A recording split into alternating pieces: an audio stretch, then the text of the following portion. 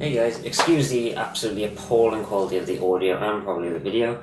I am only making this video because I am currently still in the process of thinking of an interesting way to do the next 2 unboxing videos, which I want to do before I do my next reviews of said products.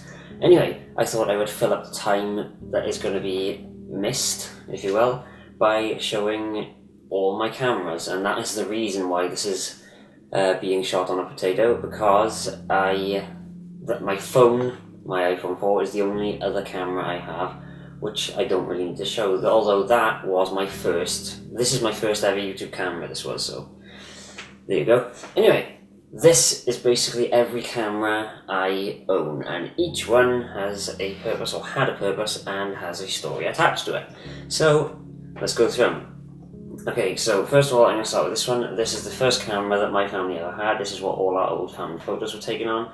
Not really much to say about it, but we found it in a drawer about a year ago, and it's been on my shelf ever since, so I thought I'd hang on to it. And yeah, it's a Canon something or other.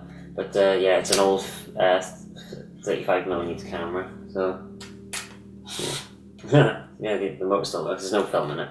But anyway, that's what cameras used to be like. But yeah, anyway, let's see.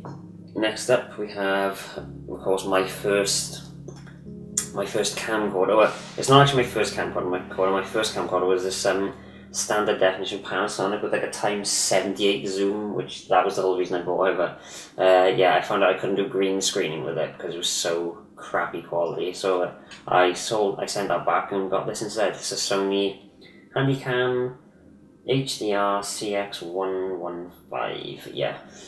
This one was pretty good. This was sort of like the camera I learned everything on, pretty much. All of my first videos were shot on this, pretty much. All my short films. Yeah, there's not really a lot I can say to it. It's got a wide angle lens on it, but yeah. Anyway, next up we have, of course, my good old 600D. It looks big at the moment because it's got a battery grip on it.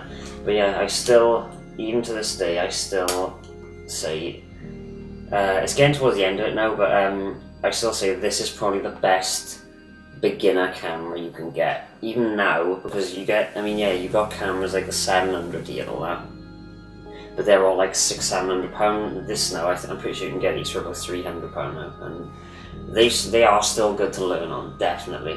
I would highly recommend it. Yeah, I don't really need to say much about that because everyone knows what they're like. Next up we have my little GoPro here. This is my GoPro Hero 3 Black. It looks rather different to other GoPros because it has a screen on it, but it's because I've modified it with the backbone rib cage mod. And yeah, the reason I did that is so I could put C-mount lenses on, and I thought it would be easier to make the slow-mo footage from this match my DSLR better.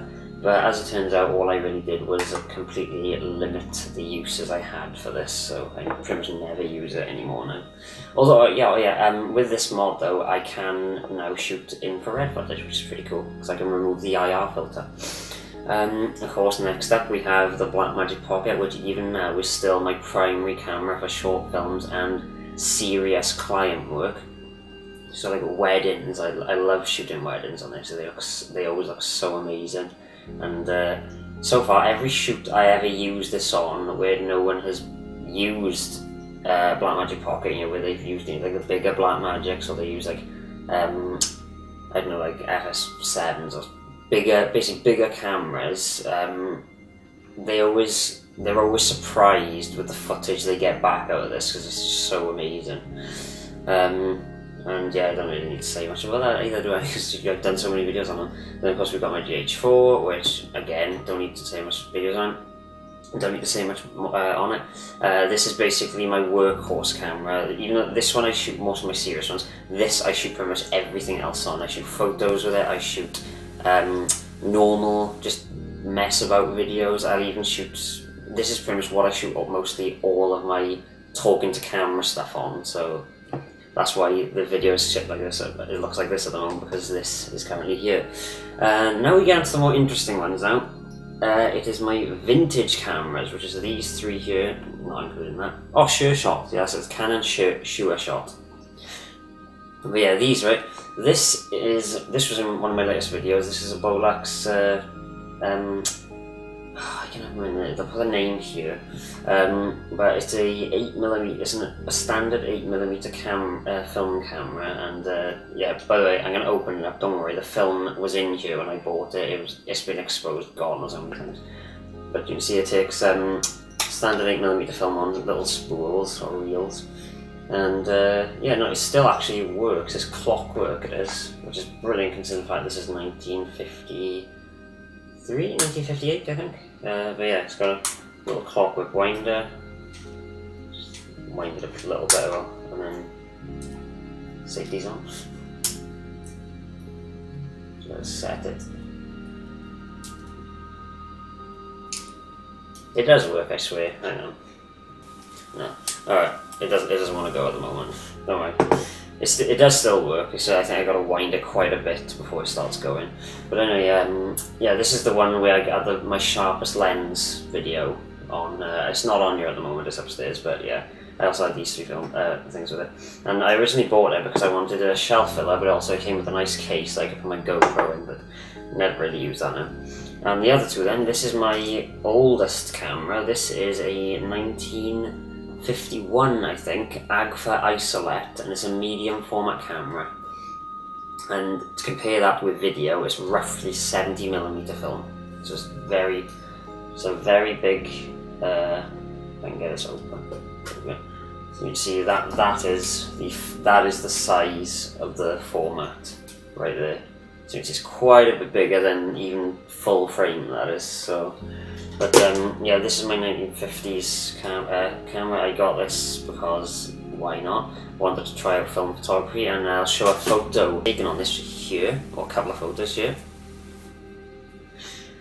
And as you can see, there's quite a lot of detail in these, even given the age of this. The medium format has quite a lot of detail. And finally, this camera. This is my 1960s camera. I think it's 1963. It's a Ricoh 35ZF. I think Ricoh's owned by Pentax, I'm not sure. This is the camera I shoot quite a bit on because recently I decided I didn't like the idea that all of our, like, every kind of like photo we take these days, it's all shot on digital and uploaded to like Facebook, whatever, right, and Instagram. But should anything happen in the future where any of these websites disappear, you know, whoever knows what it is, all your photos are gone. That means all your memories of all the years past are just gone. And I mentioned this because it was on a post. It was saying that this generation right now, so like the millennials on, will be the most undocumented time period in human history. And not really thinking about it in the big picture sort of thing, but that kind of worried me a bit, that nothing going on from my life right now would be documented. So, you know, like you see like old family photo albums, there would be nothing like that, you know, if everything gets deleted.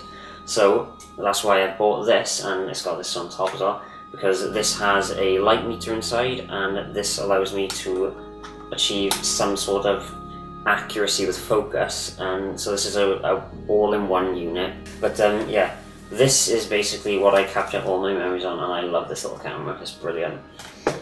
But yeah, so that's my camera collection, and yeah, let me know what you think about it.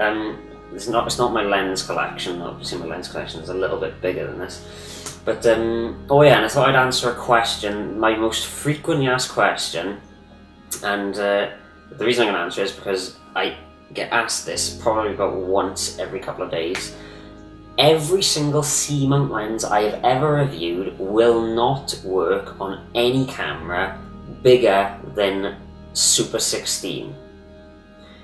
Some of them at a stretch will work on Micro Four Thirds, but probably only if it's in a crop mode. The 35mm I reviewed, that will work on Micro Four Thirds. Nothing else though, nothing bigger than that. It will not work on any Canon DSLRs, it will definitely not work on full frame, it won't work on EOS M cameras, it will not work on Sony A6300s. just want to get that out there right now, right? There are C-mount lenses that will work on those cameras, but you actually have to go out and look on eBay and places like that for them specifically. Otherwise, none of my videos have included those, okay?